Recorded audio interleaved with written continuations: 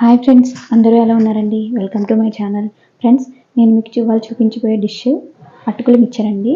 Friends, నేను ముందుగా 2 కప్పుల దాకా అటుకులు తీసుకున్నానండి. వాటిని జల్లించేసాను.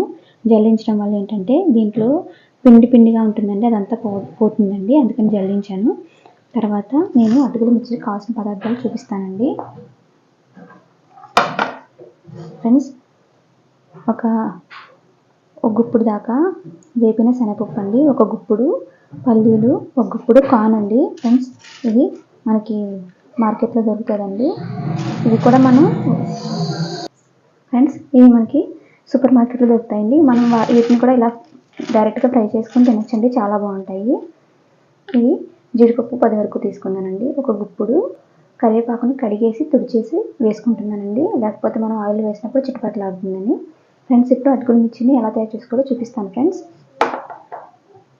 ఫ్రెండ్స్, నేనైతే ముందుగానే స్టవ్ ఆన్ చేసేసి కడాయి పెట్టేసి ఆయిల్ వేసేసి ఉంచానండి. ఇది ఆల్రెడీ వేడిగానే ఉంది. మనం డైరెక్ట్గా వేయకూడదండి అటుకుల్ని. ఇలాగా ఒక కన్నాలు ఉన్న గరిటలోకి వేసుకొని ఇలాగా అటుకుల్ని దీంట్లో వేసుకొని అప్పుడు మనం ఇలాగా ఆయిల్ వేడైన తర్వాత ఇందులోకి వేసుకోవాలండి. అప్పుడు మనకి ఏంటంటే తీసుకోవడానికి వీలుగా ఉంటుంది, ఫ్రై బాగా అవుతాయి అన్నమాట అటుకులు. ఫ్రెండ్స్, చూడండి, ఈ విధంగా మనం కొంచెంగా వేసుకుంటూ అటుకుని ఫ్రై చేసుకోవాలండి. ఫ్రెండ్స్, చూడండి ఫ్రెండ్స్, అటుకులు అనేవి ఈ విధంగా మనకి ఫ్రై అవ్వాలండి. ఇంకొండి మనకి ఫ్రై అయిందో తెలుసుకోవడం కోసం ఇలా అన్నప్పుడు మనకి సౌండ్ వస్తూ ఉంటుందండి. అలా వస్తే మనకి అటుకులు అనేవి వేగినట్టే. మనం వీటిని ఒక బౌల్లోకి తీసుకోవాలి. ఫ్రెండ్స్, మళ్ళీ ఇంకొంచెం అటుకులు వేసుకుందామండి. మనం చూడండి, ఈ విధంగా కలుపుకుంటూ ఫ్రై చేసుకుంటే బాగా వేగిపోతాయి. ఫ్రెండ్స్,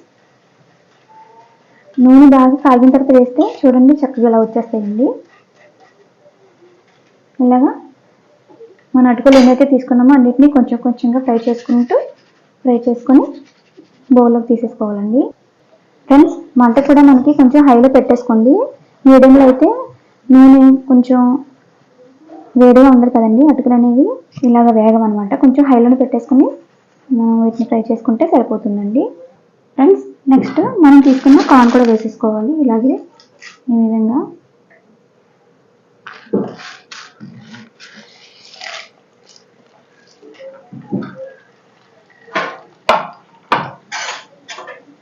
ఫ్రెండ్స్, ఇవి కూడా చాలా టేస్ట్గా ఉంటాయండి మనకి అటుకుల మిక్చర్లోకి. పిల్లలు కూడా చాలా ఇష్టంగా తింటారు.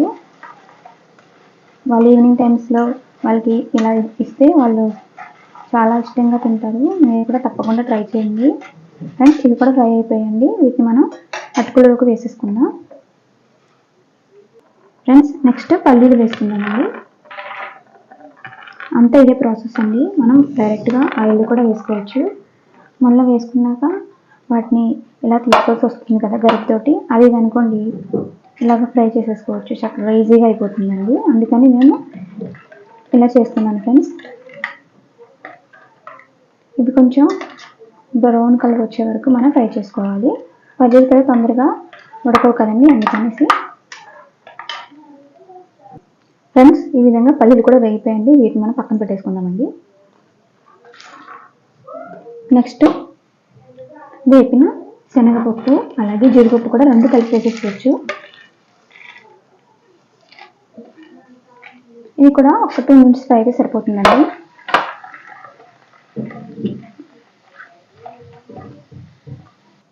ఫ్రెండ్స్, శనగపప్పు జీడిపప్పు కూడా ఫ్రై అయిపోయాయండి.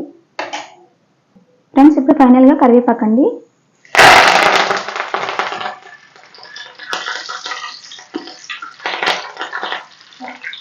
ఫ్రెండ్స్, ఇప్పుడు స్టవ్ ఆఫ్ చేసేసుకుందాం. ఫ్రెండ్స్, ఇలాగ కరివేపాకు ఫ్రై అయిన తర్వాత దీన్ని పక్కన పెడదాం, లాస్ట్లో వేసుకుందామండి. వీటితో పాటు కలిపేస్తే కరివేపాకు మళ్ళీ మెత్తగా అయిపోతుంది, బాగోదండి. చూడండి, ఈ విధంగా మనం ఫ్రై చేసుకున్నాను, ఇందులోకి వేసేసుకున్నాను. ఇప్పుడు దీంట్లోకి చిటికెడు పసుపు అండి, మనకి టేస్ట్కు తగ్గట్టుగా సాల్ట్,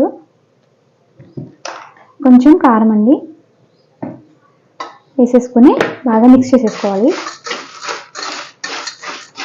ఫ్రెండ్స్, ఇది మన ఇంట్లో రోజు యూజ్ చేసేవేనండి. మనం పెద్దగా బయటకు వెళ్ళి తెచ్చుకొని చేసుకోవాల్సిన పని లేదు. మన ఇంట్లో దొరికే వాటితో చక్కగా చేసేసుకుని తింటే చాలా బాగుంటుందండి. మనకు ఆరోగ్యానికి కూడా మంచిది. అటుకుల్ని చాలామంది పాలలో వేసుకొని తింటారు, దోశల్లో వేస్తారు కదా. ఇలా కూడా ట్రై చేయండి ఒకసారి, ఖచ్చితంగా మీకు నచ్చుతుంది. ఫ్రెండ్స్ ఇలాగైనా కలుపుకోవచ్చు, లేకుంటే ఇలాగైనా కలుపుకోవచ్చు అండి. ఫ్రెండ్స్ ఒకవేళ సాల్ట్ కానీ తక్కువైతే ఒకసారి వేసుకొని మీరు చూసుకొని వేసుకొని కలుపుకోండి. ఇప్పుడు మనం కరివేపాకు యాడ్ చేద్దామండి.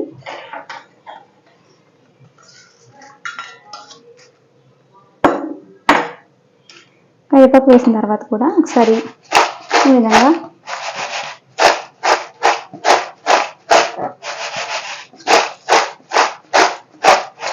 ఫ్రెండ్స్ చూడండి మొత్తాన్ని మిక్స్ అయిపోయాయి.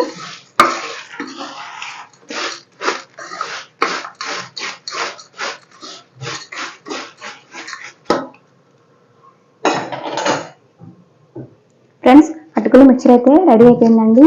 నేను చేసిన ఈ అటుకుల మిక్చర్ కనుక మీకు నచ్చినట్లయితే మా ఛానల్ని లైక్ చేయండి, షేర్ చేయండి, సబ్స్క్రైబ్ చేసుకోండి. Thank you friends.